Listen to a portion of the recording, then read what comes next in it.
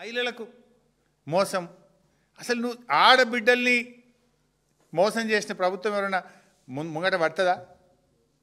కళ్యాణ లక్ష్మి షాదీ ముబారక్, సరే మహాలక్ష్మి 2500 అయితే ఎగ్గొట్టినావు, ప్రతి బిడ్డకు 60,000 బాకీ పడ్డావు.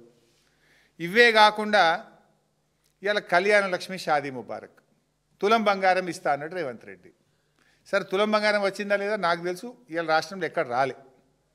చివరికి పరిస్థితి ఏడికి వచ్చిందంటే మొన్న రామగుండం ఎమ్మెల్యే గారు చెక్ ఇచ్చింది, కళ్యాణ లక్ష్మి చెక్, నేను టీవీలో చూసిన. సంకల బిడ్డను ఎత్తుకొని వచ్చింది ఆమె, పెళ్ళై పిల్ల పుట్టినాక చెక్ వస్తుంది. నీ తులం బంగారం రాకపోయే కానీ చివరికి చెక్ ఎప్పుడు వస్తుంది అంటే పిల్ల పుట్టినాక వస్తుంది.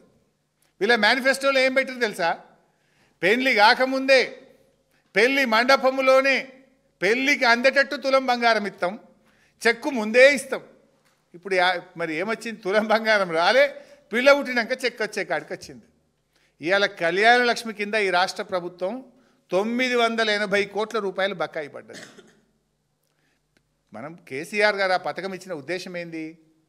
పేదవాడికి ఆడబిడ్డ పెళ్ళికి తోడు కావాలి, ఆసర కావాలి, ఎంతో కొంత సహాయం అందాలని కేసీఆర్ గారు కళ్యాణ లక్ష్మి తెచ్చిండ్రు.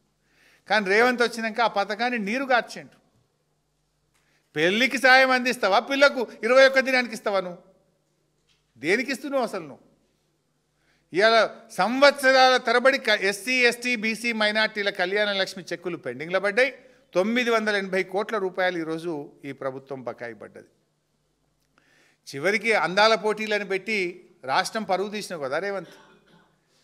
ఆమె మిస్ ఇంగ్లాండ్ను పట్ల మిస్బిహేవ్ చేస్తే ఆమె పొట్టు తిట్టి మధ్యలో నుంచి వెళ్ళిపోతే ఈ దేశం పరువు, రాష్ట్ర పరువు తీసిండు రేవంత్ రెడ్డి గారు.